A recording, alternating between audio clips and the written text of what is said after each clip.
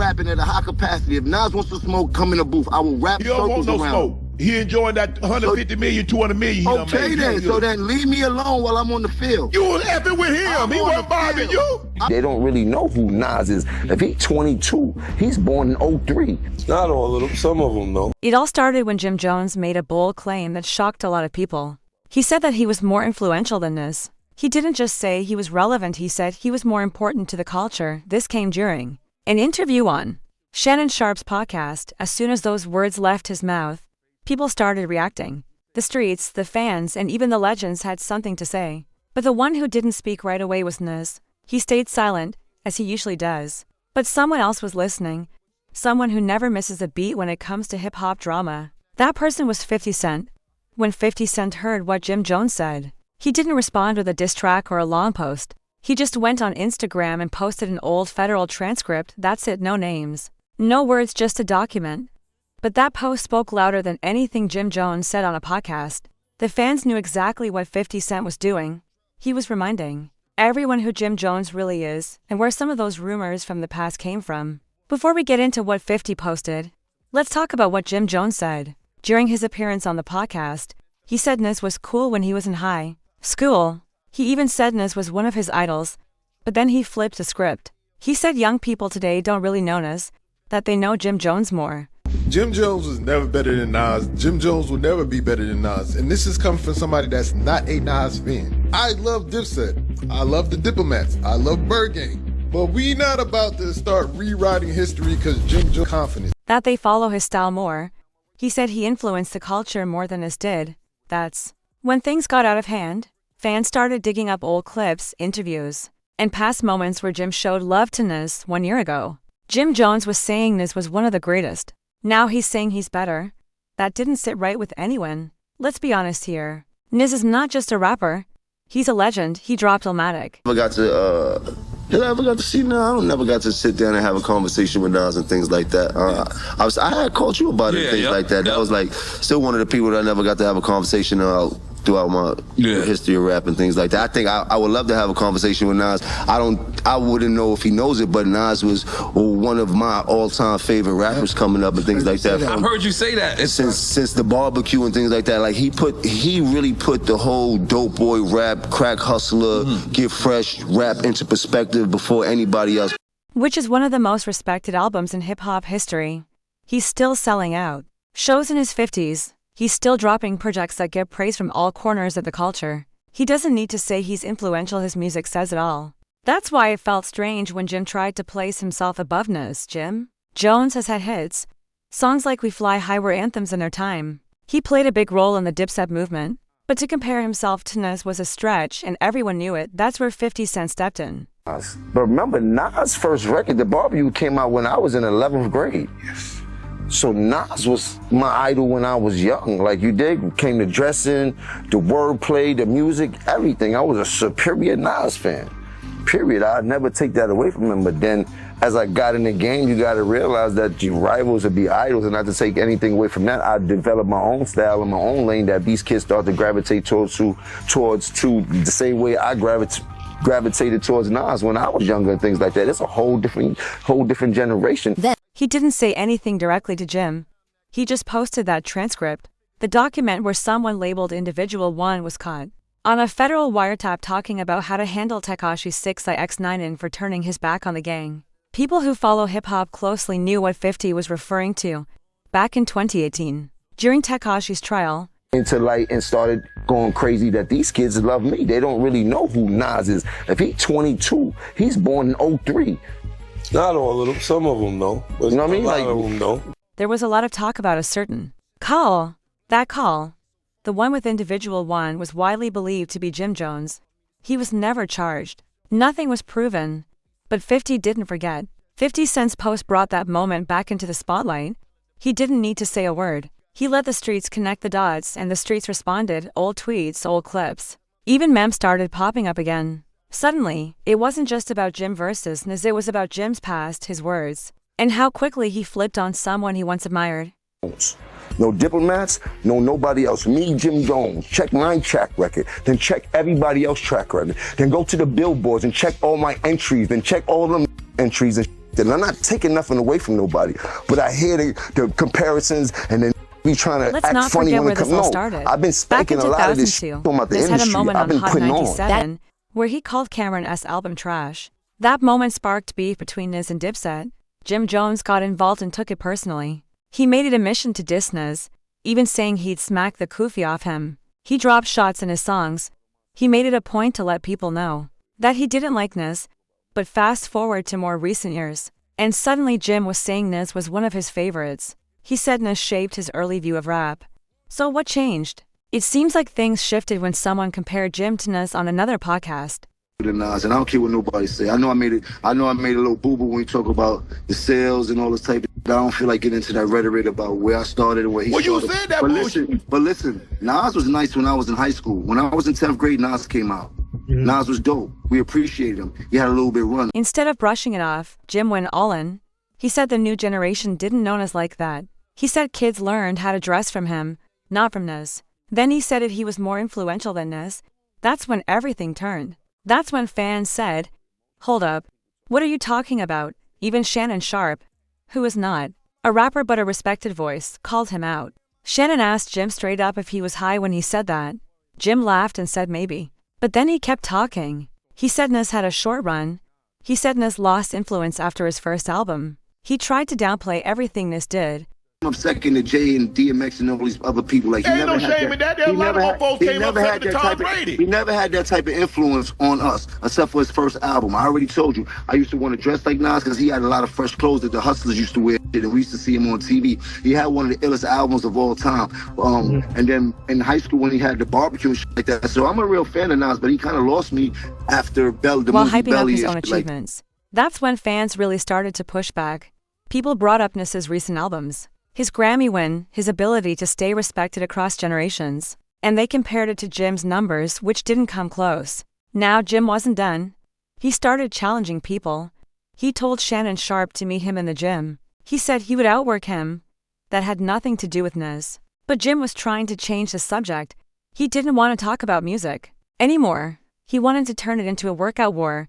But that didn't distract from the facts.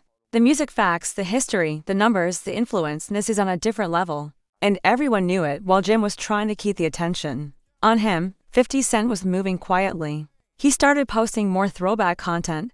He started reminding people of things that others forgot. One of those was a video of him joking around, saying he was hiding from Jim in Texas. It was all jokes on the surface, but it came with a message. That message was, "You're not untouchable. I didn't forget." Let's not act like 50 and Jim don't have history. They do.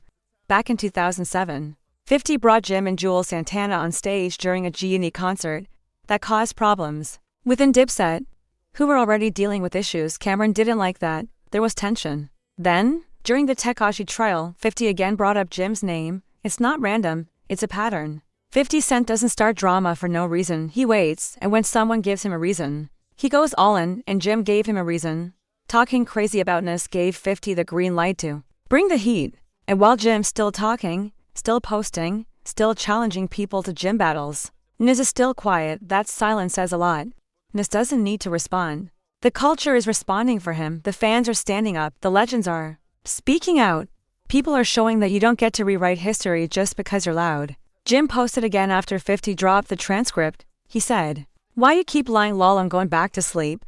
Then he posted a picture from his Dipset days. It was all nostalgia, trying to remind people of his past glory.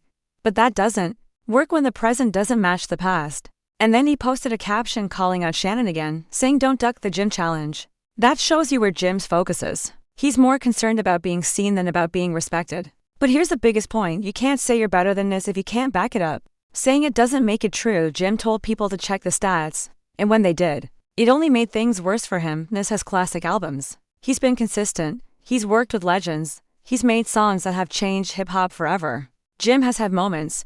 But moments don't beat legacy. That's why this whole thing blew up. Now, while Jim kept posting workout clips and going on long rants, Niz stayed silent. That silence was loud.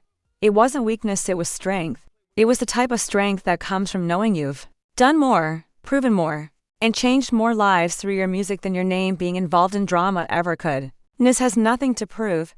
His career speaks for itself. His albums are in textbooks. His lyrics are taught in college classes. And his influence isn't measured by Instagram likes or podcast appearances, it's measured by legacy, and that legacy doesn't need defending every time someone tries to rewrite history for clicks.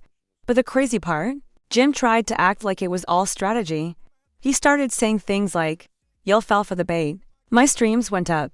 He claimed it was all part of a marketing lesson for the older rappers. But let's be real, this wasn't strategy, this was ego. This was a man who got caught up in his own hype, who thought he could say whatever he wanted and control how people responded. But when the backlash came, when the facts hit the table, and when the OG stepped in, it became clear he'd gone too far. That's why 50 Cent stepping in mattered. Because 50 didn't just clown Jim for fun, he reminded everybody that real power doesn't have to raise its voice. He reminded everyone that some people didn't get caught up in the same charges. And the streets remember that.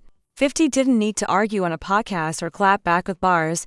He let history talk for him. He let court records do the explaining. And the moment he posted that individual one reference again, it was game over. See? What Jim didn't realize is that there's a difference between being loud and being heard. Jim has been loud for years, but Nas doesn't need volume. His silence shakes rooms. His pen shakes minds, his music shapes generations. And when a man like that chooses not to respond, it doesn't mean he can't, it means he doesn't need to. That's a level of confidence Jim may never understand. And even when Shannon Sharpe, a retired NFL player, stood up to defend Nas, it wasn't because of clout. It wasn't about going viral. It was about respect. Shannon came from a whole different world, and even he recognized Nas's influence. That says a lot.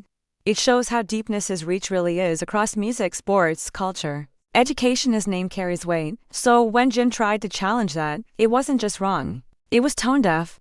But let's not forget what really sparked all this. It wasn't just a statement about influence, it was pride. It was that feeling that you've done enough to be remembered, and you want to make sure people don't forget.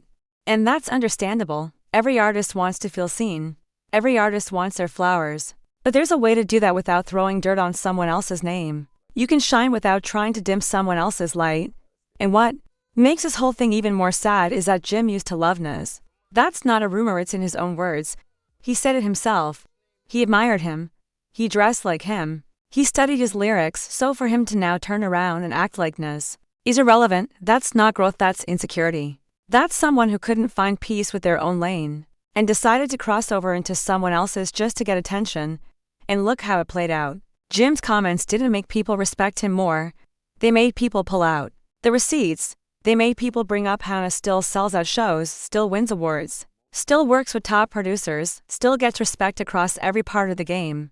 They reminded people that Nas is still here not because he talks about it, but because he lives it. Meanwhile, Jim? He's in the gym challenging podcast hosts and trying to stretch controversy into clout. And let's be honest, when you have to go on multiple podcasts to explain what you meant, you already lost. When you have to say, "I was smoking," or "I didn't mean it like that," you already backtracking. That's not confidence. That's cleanup.